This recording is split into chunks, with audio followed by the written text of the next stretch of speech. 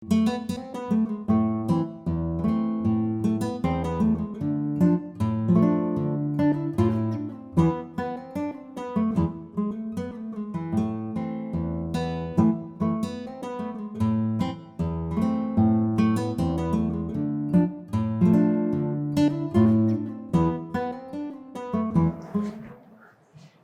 and welcome to Black Tie from the Waist Up.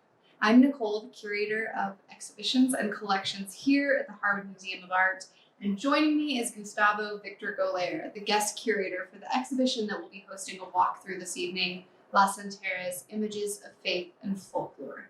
Thanks for being here, Victor. Thank you, Nicole, and thank you for all your help throughout this exhibition. As the co-curator, I am certainly not a professional. And so I owe a tremendous amount of gratitude to Nicole for the wonderful hanging of the show and the choosing of the colors and all the complicated aspects of putting together an exhibition. This exhibition started off as a PowerPoint presentation that I was working on, and it really related to the Santeras who were carvers, the female carvers that really made the three-dimensional pieces. Eventually, I evolved that into a larger presentation, which has turned into an exhibition that you will be seeing today. I would like to start by covering a little bit of history. This art form has been around in New Mexico for over 400 years that we see the devotional arts. It has evolved into some more contemporary methods, but it's something that New Mexico has that's unique to the rest of the United States, and that it has such a long history that continues to thrive to this day. I want to talk a little bit about some vocabulary that we're going to be using and explain a couple of different institutions. For example, the Spanish Colonial Art Society, which supports the cultural arts of New Mexico and has been around for almost 100 years. They also put on a show that's called Spanish Market, which is in Santa Fe. And that brings together all the cultural artists from New Mexico and Colorado where they can show their works. It's a very well-known exhibition. It's been around for about 70 years, and it's a stepping stone for a lot of these artists, as it was for me, and it's a place where you can win lots of awards. Some of the words that we'll be using are retablos, which is a two-dimensional image of a devotional art. A bulto is a three-dimensional image, and a santo can be either or. So it would just be a saint, but it can be either a retablo or it can be a bulto. And the work next to us right here would be considered a bulto, but also an altar, right? That's correct. So this can be considered a herrero as well, even though it is a two-dimensional piece. This is Arlene Cisneros-Sena. She's a very well-known, very highly sought-after artist. She has been around for over 26 years at Spanish Market, but has been a lifelong artist. She really has an interesting look to her pieces. They kind of have a little bit of a feminine flair. Here we have an altar that really relates to Christ, who is in the middle as a young child. But we have several of his stories or several saints that really played a big role in Christ's life. For example, we have the Nativity down below where we see the three kings, we see the shepherds. Flanking Christ, we see, of course, St. Joseph, his appointed father, and the Blessed Mother Mary. Up above, we find St. Anthony, who is also very close to baby Jesus, in this case, holding him in his arms. And we have St. Francis on the other side, who bears the wounds of Christ. St. Francis is the only saint that really bears the entire stigmata of Christ. So all the wounds on his feet, on his hands, on his chest. And then up above, we have three archangels that sort of crown the entire piece. And in this corner, we have two works by Monica Sosaya Halford. And Monica's out of Santa Fe, right? She is out of Santa Fe. She's the matriarch of Spanish Market. She is the oldest living artist that is still showing there today. Monica is a very whimsical artist. She doesn't always follow devotional artwork. In this case, we have two different examples. Up above, we find the story of Adam and Eve from the Garden of Eden to where they pick the apple, where they have sinned, and eventually where they have their two sons, Cain and Abel.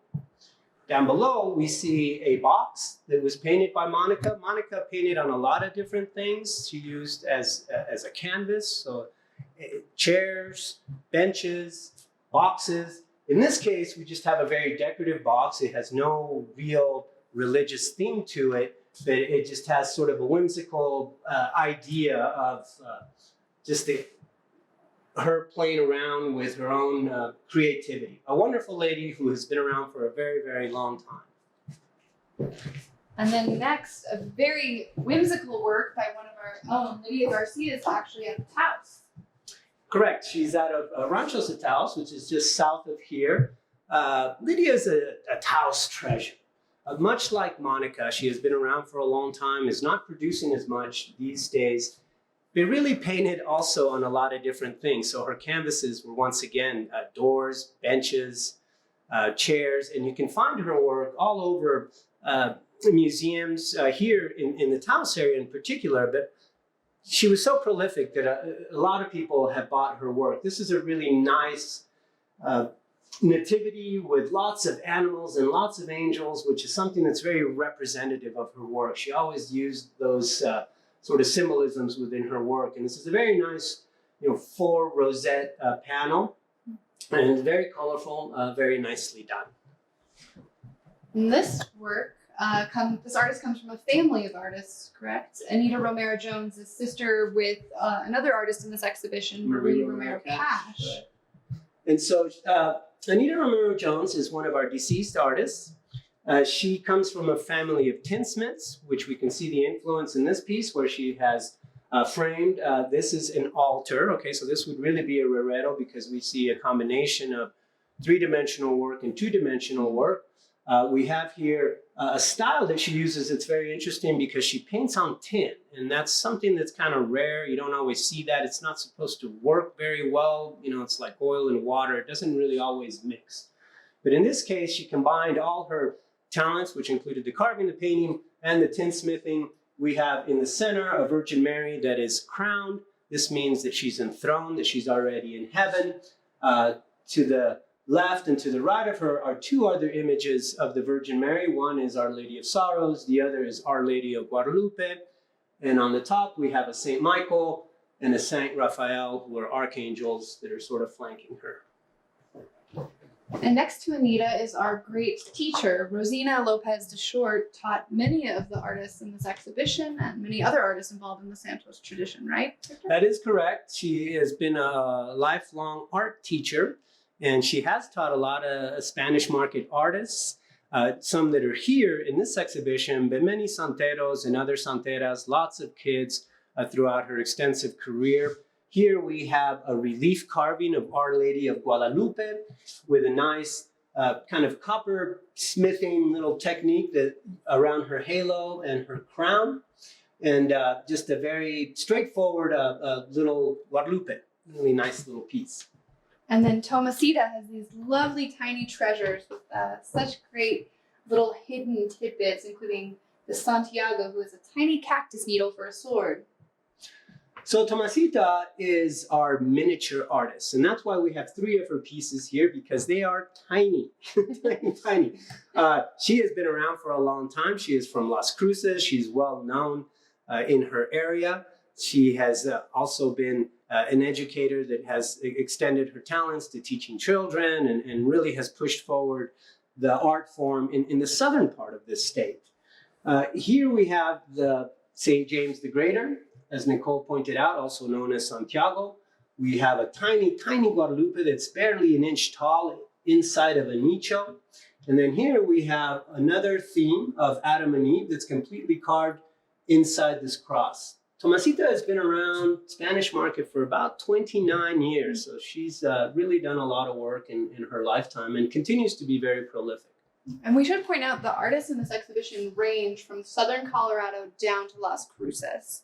But as far as I know, this is the most significant gathering of female Santos artists. It is. It really hasn't been done that much before. Normally what we see is the santeros, who are the male counterparts, and the santeras really put together. And that's how I've worked with a lot of these artists for as long as 3 decades, some of them. We've always participated in shows together, but it's rare that the women, the female artists, were separated. And the reason for that, for me in the show, is that these artists were winning lots of awards, and they were really doing some amazing things. And so I thought it would be really nice to just showcase them sort of in their own setting, you know, with all the Santeras by themselves, all the well-known Santeras. I think this corner is such a great encapsulation of this exhibition. On one side we have Roxanne Shaw, and on the other, her mother, Catherine Robles Shaw. So you really see this family tradition, the carry-on techniques and artistry. I think it's a beautiful combination. So these two artists are Colorado artists, and they have family ties to the Front Range, Antonito, San Luis. Here we have two herreros, I guess we'll call them that. Very highly carved. Catherine is very meticulous with her work, really involves lots of different themes. She has a very interesting kind of muted palette, very well known. Also is a huge award winner, not only in Spanish market here in New Mexico, but in her home state of Colorado as well. Her daughter, who has followed along in her footsteps, Roxanne, she started off as a youth artist in Spanish market. And at the age of 18, you evolve to become an adult artist. This means that you have to apprentice with some other artist from Spanish market that has been around for a while and has won plenty of accolades. And once you apprentice, then you can move on to becoming an adult artist. And I'm proud to say that Roxanne apprenticed with me about 15 or 16 years ago. So it was a long time. Really great person, someone that continues to work to this day, and very prolific. They both are still very prolific artists. Yeah, this exhibition certainly would not have been possible without your personal connections to this art scene. All of the research I did barely touched on the names of these artists and the depth of that. So, I mean, none of this would have been possible if you weren't so deeply integrated in the scene. It does help. It helps that like I said, I've worked with a lot of these artists for at least 25 years, most of them. Pretty much all of them, but some even longer. So, like I said, we've been part of symposiums, exhibitions. We've worked together at Smithsonian with some of them. I know them personally, and they're all really great, and they all have wonderful stories and great history within their own families. That's incredible. We're grateful you brought that here. This work is one of my favorites. This is our title image by Lorrie Garcia. She has such beautiful depth and colors and shadows. Truly an incredible work. Lorrie is from Peñasco. So she's our local peñasquera, as they call them, from Peñasco. And she is one of the artists that I had initially chosen, kind of like one of the 7. They were strictly carvers. They really only dealt with the 3-dimensional work. And this is just a beautiful example of one of her pieces. This is a good-sized piece. If you really get into looking at this, you can really see the detail of just her gown and her cloak as it works around, and it works around the back. There's a whole series of little paintings of santos that are popular here in New Mexico. So we have, of course, Guadalupe, San Miguel, St. Anthony, St. Francis. So this is really kind of a fun piece that you have to get close to really appreciate all the way. And this wall is an interesting combination. We use this wall to highlight those very varied mediums, from super traditional, a lot of natural pigments, and I think one has a cochineal bug in it. Cochineal, yeah. All the way up to very traditional, like Guadalupita, who uses acrylics. Right. So Guadalupita is one of the students of Rosina's. She is a very devout woman. She has been in Spanish market since 1979, which is, a long time. And her work really represents her spirit and the way that she kind of lives her life. It's very soft. It's very sharp within her detail. This is an image of the Virgin Mary, and just a beautiful piece of hers, and very, very representative of her style of work. And then tell us about these two bultos. One is by Bernadette Pino, who's from here, correct? Yes. And the other by Rhonda Crespin, where's Rhonda from? Rhonda's from Jemez. Jemez. Right. So that's where she lives now. And that's what's we'll go ahead and start with Persimula is the name of this saint, which is really an image of the Virgin Mary. But she is considered the patron saint of Jemez, of the Jemez Pueblos. So a lot of the pueblos that we have here in northern New Mexico normally have a saint that's associated with them. She uses natural pigments. She's a really good carver. Again, she's one of the people that I chose as the carvers in my first presentation. This is a beautifully carved piece. She's framed by these little angels. In this arc, you had mentioned cochineal as some of the natural pigments that she uses. Cochineal is a bug that they use to create red. And it's very well documented, some of these natural pigments. Bernadette Pino, here we have a Mary Magdalene holding a jar of ointment that she used to anoint Christ's feet. Bernadette has a very unique style in that she doesn't always follow kind of the traditional work, if you will. So if we put it in juxtaposition with Rhonda Crespin's piece, we can see the difference. She is a very good carver. She's someone that's represented here in Taos and galleries. She started off in Albuquerque, lived in Santa Fe, and eventually settled here. The same person that taught Bernadette how to carve taught me how to carve many years ago. And Bernadette has been in Spanish Market for many years as well. And then Gina Nyamoya actually has a special connection to us here at the Harwood. She has a connection with Agnes Martin. So Jean is from Galisteo. And so in Galisteo, you had many artists that were settling there a couple of decades ago. She's a fourth generation person from Galisteo. So she's been there for a long time. One of the people that was there was Agnes Martin. And she managed to actually be taught by Agnes, as well as other very well-known artists. Jean is an amazing artist. She covers 5 different categories in Spanish Market. Wow. That means that she is, not only a retablo painter, but she is a bulto carver, a relief carver. What else does she do? Straw applique. She's really amazing. She is a firewoman. She's been in the fire department for like 20 odd years. This is a really great carving by Jean. She did a terrific job here. This is a relief carving of San Isidro, the patron saint of laborers. It's someone and farmers, someone that we use a lot here in New Mexico for agricultural reasons. We would light a candle for water, for good crops, and so forth.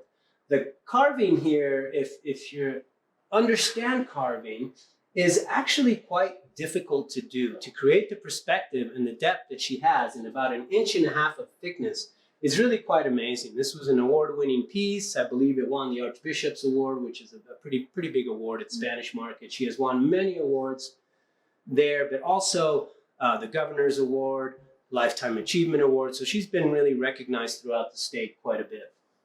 Oh. And then this work by Krissa Maria López, I think, is some of the best mastery of these natural colors we keep seeing, the greens and the yellows and the blues. You really get the star from this image. Chris is from Española. Española, yep. Mesilla in particular, we get a little particular about the areas that we're from. You might say Taos, but you're actually from Talpa, even though they're connected. And so this is the case. She's from a small community that's down by the river that's called Mesilla. Her father is a very famous santero. His name is Felix López. He's been around for 4 to 5 decades. Also an educator, someone that has taught carving for many, many years to lots of different peoples. Krissa's work is very passionate. She started off as a youth artist. We can see the passion really coming through this piece.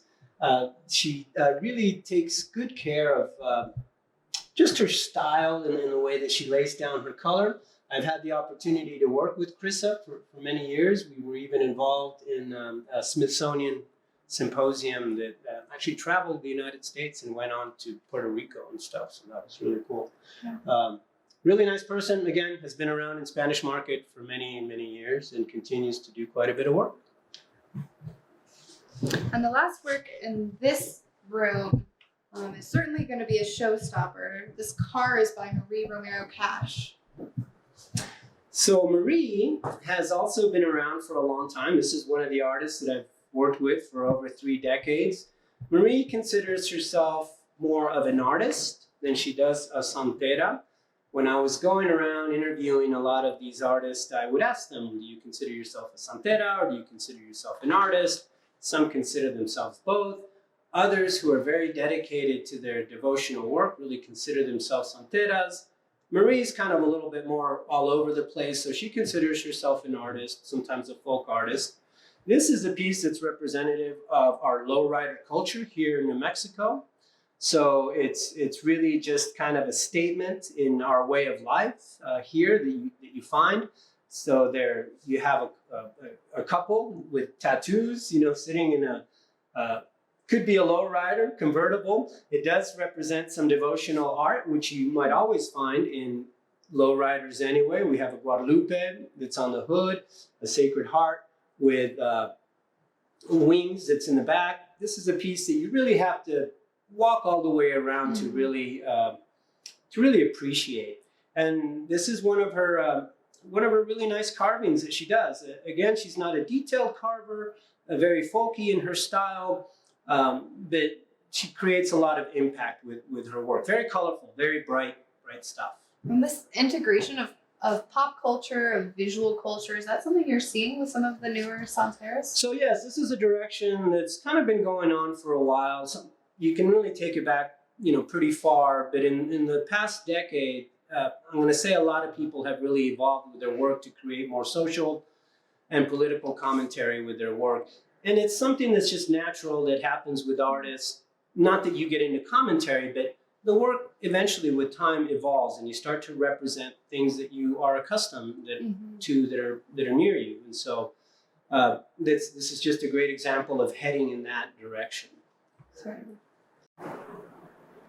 And then on this wall, we have all of our Cordova carvers, one of the oldest tradition of Santos creation.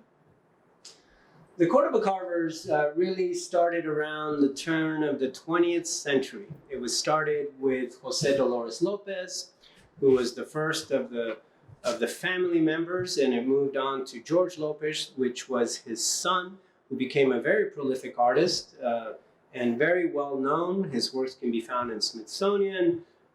Again, is one of those people that has brought home many awards, but really started a generation or many generations of carvers and artists. These particular carvers really didn't paint their work. They carved in aspen, and they still continue to carve, obviously, but they used sometimes different color woods, juniper, cedar, to mix into their aspens to add color. And they have, like I said, many generations. We have daughters, we have granddaughters, we have granddaughter-in-laws that are all part of this. But what's interesting is that there's a good group of female artists that really do this type of work, and some that have been around for quite some time. 2 of those examples are right here with Gloria, López, Córdova. These 2 themes here are actually religious themes. So we have an Our Lady of the Light here. Gloria, as many of these artists are, very well known. Her works can be found in Smithsonian as well. She has works in museums all over New Mexico, and just has a really wonderful chip carving style, very ornate, not producing as much as she used to, but is a fabulous, fabulous carver.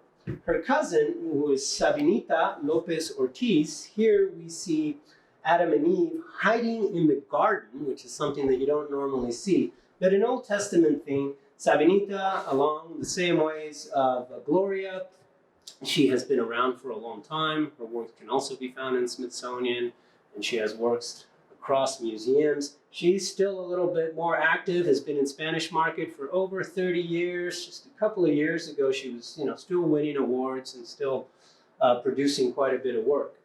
As we move on to here, we have, this is Orlene, and she, as we see here in this particular body of work with these 4 artists, is we move away from some of the religious and the devotional work. So these themes tend to be a little bit more fun, a little bit more whimsical. There's a lot of animals, that are really associated with it. And this is a pattern that we tend to see a lot with the Cordova carvers. Here we have some really nice sunflowers with some hummingbirds attached to them, sort of feeding away. That's a really fun piece. Here, the next two pieces are these trees by really relatives of Sabinita and Gloria. One is her daughter, the other one is a niece. Both these pieces, I guess, represent, just sort of a fun tree. This one has a lot of squirrels climbing all over it with a rabbit eating a carrot at the bottom. The other piece is a similar design, but instead of the squirrels, it has lots of birds and a few other squirrels and different types of birds. Some have wings, some have their wings are closed. But for some reason, there's also a rabbit eating a carrot at the bottom. I'm not sure of the symbolism of that, but it's very typical pattern that we tend to see in their work. Lastly, we have Benita. This is our other deceased artist. She passed away in 1977. She represents really one of the oldest female carvers that we can really look at, that we have documentation about and we know for sure has been working for a long time. She worked along with George López a lot, and in fact probably helped him carve a lot of different aspects of his pieces. She's just a wonderful carver whose works can also be found all over New Mexico, in particular in museums and all of that. So that really does then conclude our presentation of this exhibition, Santeras, Images of Faith and Folklore. We really appreciate you participating in this. I hope that we can open the doors to the museum with correct social distancing so that everyone can come in and really enjoy this exhibition in person, because that would really make a difference. Thank you so much, Victor, for bringing this beautiful work to the Harwood Museum of Art. And thank you all for joining us.